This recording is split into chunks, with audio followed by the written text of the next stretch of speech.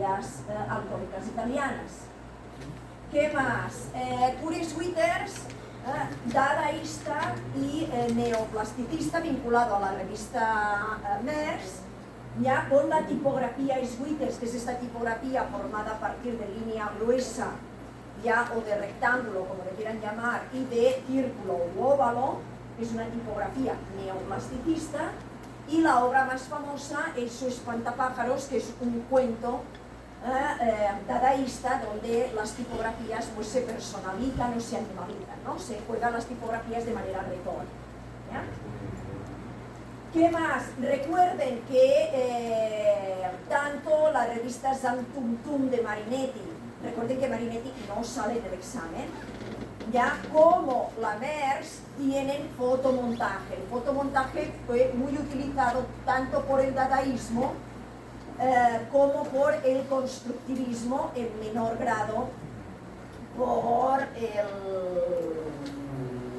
el neoplasticismo. Y que los primeros artistas que utilizaron fotomontaje fueron especialmente los surrealistas. ¿Ya? Recuerden que el surrealismo es una vanguardia que influye poco en el mundo del diseño, especialmente nomás a través del fotomontaje, que el fotomontaje era intervenir la fotografía durante el proceso de revelado con fragmentos de periódicos, con collage, con dibujos, etcétera, etcétera. Y también se lo podía intervenir con abstracciones, ¿ya? En este caso, cogidas especialmente de arte. Recuerden que ni Art ni Ernest salen en el examen, ¿ya? Porque ellos eran artistas, no eran diseñadores. ¿Qué más? Dijimos que uno de los grandes publicistas que utiliza el fotomontaje, ¿ya? Es decir, el fotomontaje aplicado en el mundo del diseño, uno de los grandes publicistas fue Geargia, ¿ya? Que hacía estos afiches en contra del nazismo con los iconos del nazismo. ¿Qué más? Y los dos últimos diseñadores que vimos antes de Navidad fueron los neoplasticistas, ¿verdad? Por un lado, Theo van Doesburg, ya con la tipografía van Doesburg, que es la que está hecha por líneas dentro de un cuadrado, y Bart van der Leck, los dos son, donde vean la palabra van, ya el nexo van, es que son holandeses. Recuerden que también tiene una tipografía, igual que la de Theo van Doesburg, neoplasticista, pero también hecha por líneas, pero las líneas no se unen, quedan un pequeño espacio entre las líneas, y lo mismo hace con sus dibujos, ¿ya? Bueno, y para cerrar, el único diseñador que nos quedó pendiente neoplasticista, ¿ya? Fue Joseph Albers. Y ahí les dije que ahí ya estábamos en las puertas de la Bauhaus, porque comenté que Joseph Albers era docente de la Bauhaus. Joseph Albers era profesor de teoría de la forma, de teoría del color, ¿ya? Él era de origen también holandés y fue también tipógrafo. De hecho, aquí tienen la tipografía de Albers, la tipografía Albers. Miren, la tipografía Albers es relativamente fácil porque se hace a partir de estas 10 formas. Ya la combinación de estas 10 formas. Que básicamente, ¿qué son? Círculos, ¿ya? Círculo, línea, línea, medio círculo, línea, línea, medio círculo, cuarto de círculo con cuarto de línea, cuarto de círculo con 2 cuartos de línea, cuarto de círculo con 2 cuartos de línea, ¿ya? De tal manera que, por ejemplo, si cogemos, me lo invento, la letra U, ¿ya? La letra U está hecha a partir de replicar 2 veces esta línea de aquí, que es un cuarto de círculo con 2 cuartos de cuadrado, que generan una línea. ¿Sí? Entonces, si ustedes se van fijando, cada una de las letras es la suma de estas distintas formas de letra. Por lo tanto, en sus apuntes lo que tendrían que hacer es dibujar estas formas, ¿ya? Y dibujar alguna letra que se evidencie que se han utilizado estas formas, lo que se le conoce como la tipografía Joseph Albers. Albers se casó con Annie Albers. Annie Albers era una mujer artista, ya que se formó en la Bauhaus, era judía.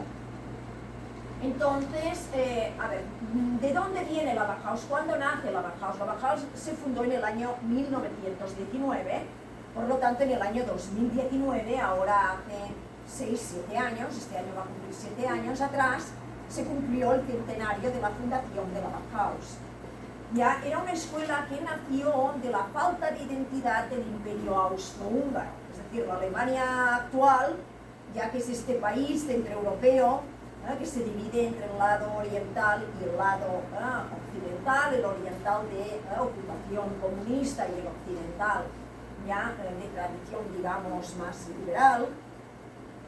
Ya originalmente no era así hace un siglo Alemania.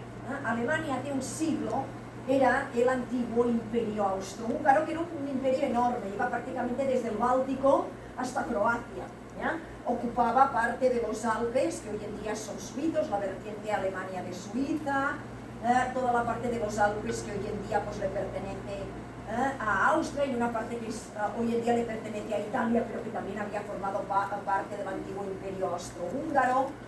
¿Ya? Era un imperio enorme, enorme. Eso provocó a finales del XIX, principios del siglo XX, una crisis de identidad en Alemania. Es decir, llegó un momento que los alemanes no reconocían que de su cultura les otorgaba identidad. Y en ese contexto nació la Bauhaus. La idea de la Bauhaus era volver, a través de la creación de productos, ya volver a dar identidad a Alemania.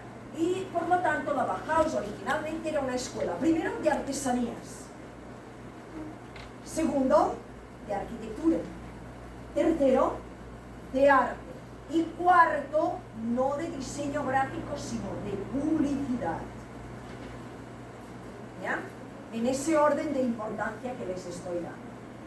El fundador fue Walter Gropius, que era un arquitecto, y Josef Albers fue uno de los tantos docentes que colaboró en la escuela. La escuela originalmente estaba formada, eran 2 cursos. Ya un primer curso, tú te formabas en los distintos talleres de la escuela. Como ya he dicho que originalmente era una escuela artesanal, los talleres de qué eran de artesanías, es decir, había un taller de cerámica, había un taller de carpintería, donde se hacían juguetes de madera, había un taller de metalistería, donde se hacían ollas, teteras, cafeteras, cubiertos de metal, ¿ya?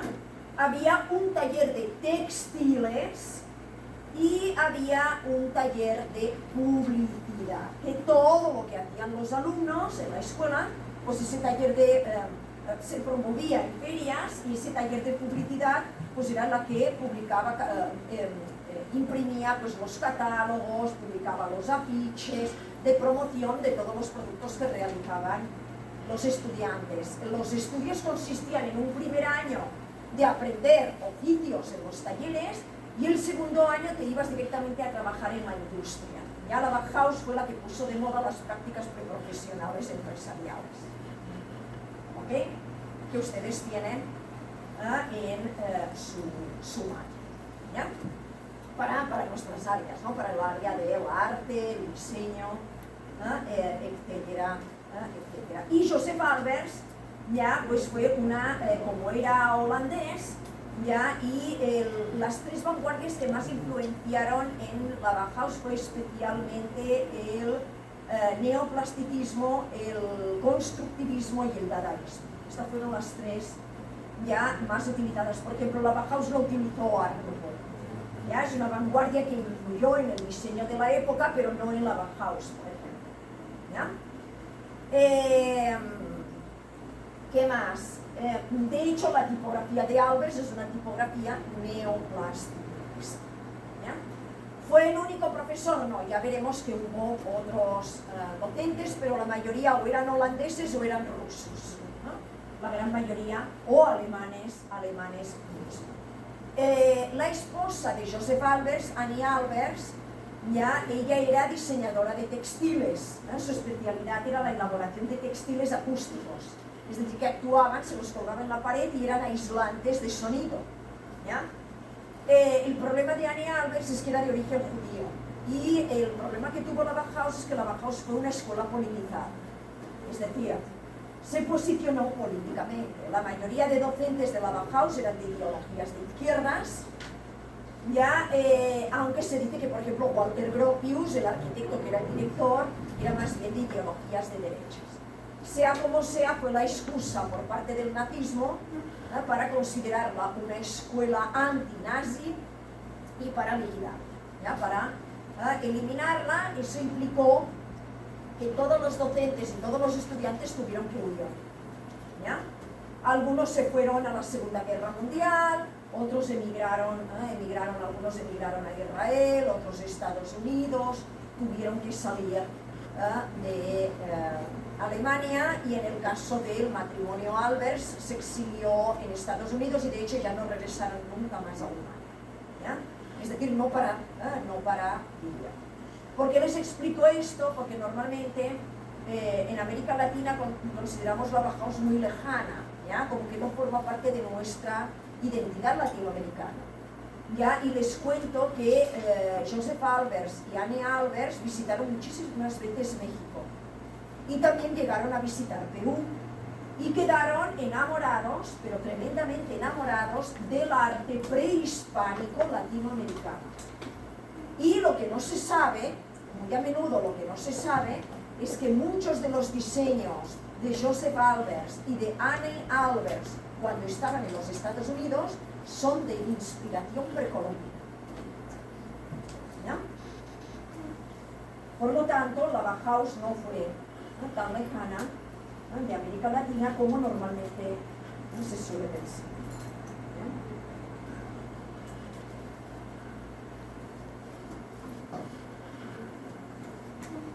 Miren, por ejemplo, esto es Joseph Albers. ¿Saben en qué está inspirado esto? Son líneas negras, es el rectángulo, la línea negra sobre fondo blanco. Son las pirámides aztecas y mayas mexicanas, pero vistas desde aquí. Cualquiera pensaría que simplemente es Bauhaus, que es simplemente neoplasticismo. ¿Ya? No solamente quedaron maravillados con el arte precolombino, sino que también quedaron muy maravillados con el arte colonial. No sé si conocen el trabajo de Joseph Albers. Joseph Albers hacía esto, lo famoso de Joseph Albers es esto. No sé si lo vieron en arte. ¿Ya? Es un cuadrado dentro de otro cuadrado, de distintas combinaciones de distintos colores, donde se juega con las propiedades de los colores, con la luz, con la intensidad, etcétera, etcétera, etcétera. Pero tiene una secuencia de estos trabajos que están inspirados en las casas de colores coloniales de México. ¿Ya? A ver si lo encuentro. Ahí, por allí apareció antes.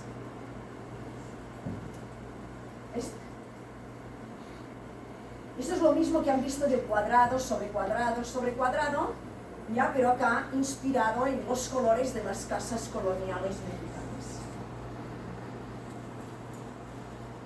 ¿Sí? Sabemos que el matrimonio Albers estuvo en varias ocasiones en México, porque está al lado de Estados Unidos, no les costaba tanto, y que también estuvo en Perú y en el norte de Chile. No tenemos conocimiento que vinieran a Ecuador. ¿Ya? Pero en todo caso, eran unos enamorados del arte maya, azteca y lo utilizaron. Por lo tanto, no podemos separar ya la Bauhaus de la realidad precolombina latinoamericana. Probablemente no se hubiera dado si no hubieran tenido que exiliarse